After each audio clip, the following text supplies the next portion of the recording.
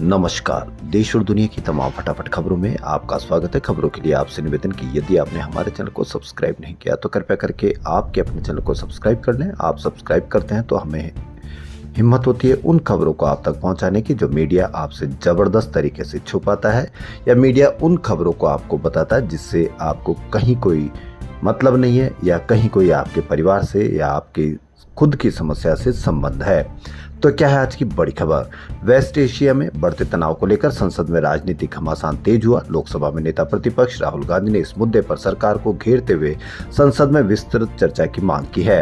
उन्होंने कहा कि वेस्ट एशिया में जो हालात बन रहे हैं उससे भारत की अर्थव्यवस्था पर गंभीर असर पड़ सकता है। यह सिर्फ एक क्षेत्रीय संकट नहीं बल्कि वैश्विक स्तर पर बदलाव की लड़ाई है। क्या राहुल गांधी ने सही कहा कि इससे आपकी अर्थव्यवस्था पर गंभीर असर पड़ सकता है? 60 रुपए महंगा हो गया सिलेंडर, कहीं पर भी कोई चर्चा नहीं। यह अर्थव्यवस्था पर आपका असर है। थोड़े दिन में पेट्रोल भी महंगा हो सकता है, यह भी आपकी अर्थव्यवस्था पर असर होगा। लेकिन कहीं पर भी कोई चिंता नहीं, कहीं पर भी कोई खबर नहीं, कहीं पर भी कोई कवरेज नहीं, कहीं पर भी कोई चर्चा नहीं। राहुल गांधी ने आगे कहा कि वेस्ट एशिया संकट से कितना नुकसान होगा। एक पैराडाइम शिफ्ट की लड़ाई चल रही है, इससे हमारी इकोनॉमी को बड़ा नुकसान होगा।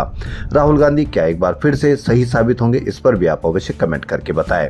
आपने स्टॉक मार्केट देखा? उन्होंने आरोप लगाया कि प्रधानमंत्री नरेंद्र मोदी ने अमेरिका के साथ एक समझौता किया और आने वाले समय में इसका असर देश पर पड़ेगा, बड़ा झटका लगने वाला है। इस मुद्दे पर संसद में चर्चा होना जरूरी है। उन्होंने कहा कि जब मामला इतना महत्वपूर्ण है तो सरकार बहस से क्यों बच रही है। राहुल गांधी ने कहा कि यदि सरकार चाहती है तो इस चर्चा के बाद दूसरे मुद्दों पर भी बात की जा सकती है। उन्होंने कहा कि इस पर चर्चा करने में क्या दिक्कत है, हम उसके बाद दूसरे मुद्दों पर चर्चा कर सकते हैं। क्या वेस्ट एशिया का मामला जरूरी नहीं है? तेल की कीमतें और अधिक तबाही चर्चा के जरूरी मामले नहीं है। क्या आपको लगता है कि कोरोना काल में भी इसी तरह राहुल गांधी ने कहा था कि आर्थिक मंदी आने वाली है और वह आकर रही? तो क्या राहुल गांधी जो कह रहे हैं वो सही है? अगर आपको लगता है कि गलत है तो आप अवश्य कमेंट करके बताएं। संसद के बजट सत्र के दूसरे फेज के पहले दिन की लोकसभा की कार्रवाई खत्म हुई। विपक्ष ने अमेरिकी, इजराइल और ईरान जंग पर जमकर हंगामा किया। विपक्ष जंग के बाद पश्चिमी एशिया में बने हालातों का भारत पर असर पर चर्चा की मांग करता रहा।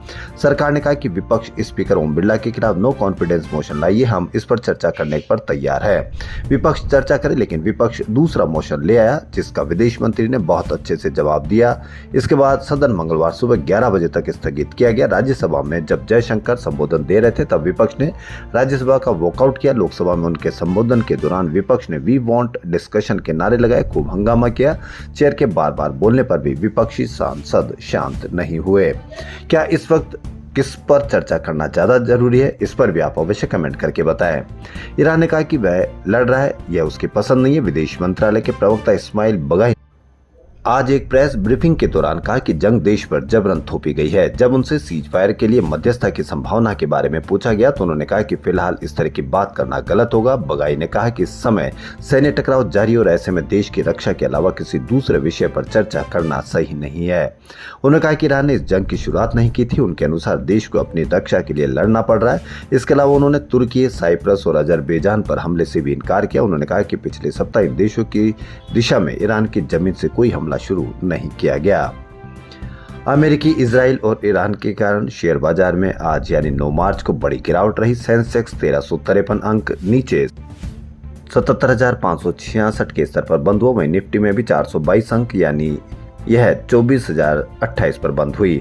आज बैंक, ऑटो, मेटल, एनर्जी और एफएमसीजी शेयरों में ज्यादा बिकवाली रही। क्या आपको लगता है कि इस स्तर पर यदि शेयर मार्केट गिरता है, निफ्टी गिरती है, तो इसकी चर्चा की जानी चाहिए या नहीं की जानी चाहिए? कितना जबरदस्त नुकसान हुआ होगा जो इस मार्केट में लगे हुए हैं। मुख्य चुनाव आयुक्त ज्ञानेश कुमार पश्चिम बंगाल विधानसभा चुनाव की तैयारियों का रिव्यू करने कोलकाता पहुंचे। वहां प्रदर्शनकारियों ने गो बैक के पोस्टर और काले झंडे दिखाए। इसके पहले रविवार को भी कोलकाता पहुंचने पर कुछ लोग उनके काफिले के सामने झंडे लेकर पहुंचे और नारेबाजी करते दिखे। पश्चिम बंगाल विधानसभा का कार्यकाल 7 मई को खत्म होने वाला है। 294 सीटों पर अप्रैल में चुनाव होने की उम्मीद है। 2021 में टीएमसी ने 215 सीटें जीतकर सरकार बनाई थी। ममता बनर्जी मुख्यमंत्री चुनी गई थी। पश्चिम बंगाल के स्थानीय लोग न्यू टाउन में एक प्राइवेट होटल के सामने इकट्ठा हुए। उन्होंने go back Gyanesh Kumar democracy के हत्यारे लिखी टी शर्ट पहनी थी। जब chief election commissioner Gyanesh Kumar, election commissioner S S Sandhu, Vivek Joshi, senior deputy election commissioner Manish Gaur और पवन कुमार के साथ सीईसी ज्ञानेश कुमार कोलकाता एयरपोर्ट पहुंचे तो प्रदर्शनकारी वहां पर भी पहुंच गए। पश्चिम बंगाल की मुख्यमंत्री ममता बनर्जी का धरना सोमवार यानी आज चौथे दिन भी जारी है। आज धरना स्थल पर ममता ने रविंद्र संगीत दल के साथ गाना गाया। ममता ने आरोप लगाया कि उनका धरना स्थल पर भाजपा और उसकी एजेंसियां पर्चे बांट रहे हैं। ममता ने टीएमसी कार्यकर्ताओं को निर्देश दिए कि वह पर्चे बांटे लोगों को पकड़कर पुलिस के हवाले कर दे। पर्चों में प्रधानमंत्री नरेंद्र मोदी की 14 मार्च को कोलकाता में होने वाली रैली का प्रचार किया जा रहा है। ममता ने अपने समर्थकों से कहा कि किसी अन्य राजनीतिक दल के कार्यक्रमों में ऐसे पर्चे बांटने का उन्हें कोई अधिकार नहीं है। उन्हें पकड़ो और पुलिस के हवाले कर दो। भास्कर की बड़ी खबर, राजस्थान में बढ़ता प्रदूषण 8 करोड़ से ज्यादा प्रदेशवासियों की औसत उम्र घटा रहा है, लेकिन कहीं पर भी आप कोई चर्चा नहीं देखेंगे। राजधानी जयपुर में तो साल में 20 दिन ही शुद्ध हवा नसीब हो रही है। जहरीली हवा में मौजूद बारीक कण सिर्फ फेफड़े ही नहीं, दिमाग की नसों तक पहुंच रहे, किडनी तक डैमेज होने का खतरा बढ़ रहा है। नेशनल क्लीन एयर प्रोग्राम की ताजा रिपोर्ट में चौंकाने वाली जानकारी सामने आई है। रिपोर्ट बताती है कि जयपुर का हर नागरिक अपनी औसत उम्र के 3 साल 10 महीने और 24 दिन सिर्फ जहरीली हवा के कारण कम कर रहा है। 3 साल 10 महीने 24 दिन कितना मेडिकल चिकित्सा व्यवस्था पर खर्चा होने के बावजूद भी यदि आपकी उम्र इतनी कम हो रही है तो ये जरूर चर्चा का विषय, लेकिन चर्चा कहीं पर भी नहीं, क्योंकि चर्चा किस तरह से दिखाई जाती है यह आप भली भांति जानते हैं। दिल्ली दंगों के आरोपी शर्जिल इमाम को बड़ी राहत मिली। कड़कड़डुमा कोर्ट ने उन्हें 10 दिन की अंतरिम जमानत दी।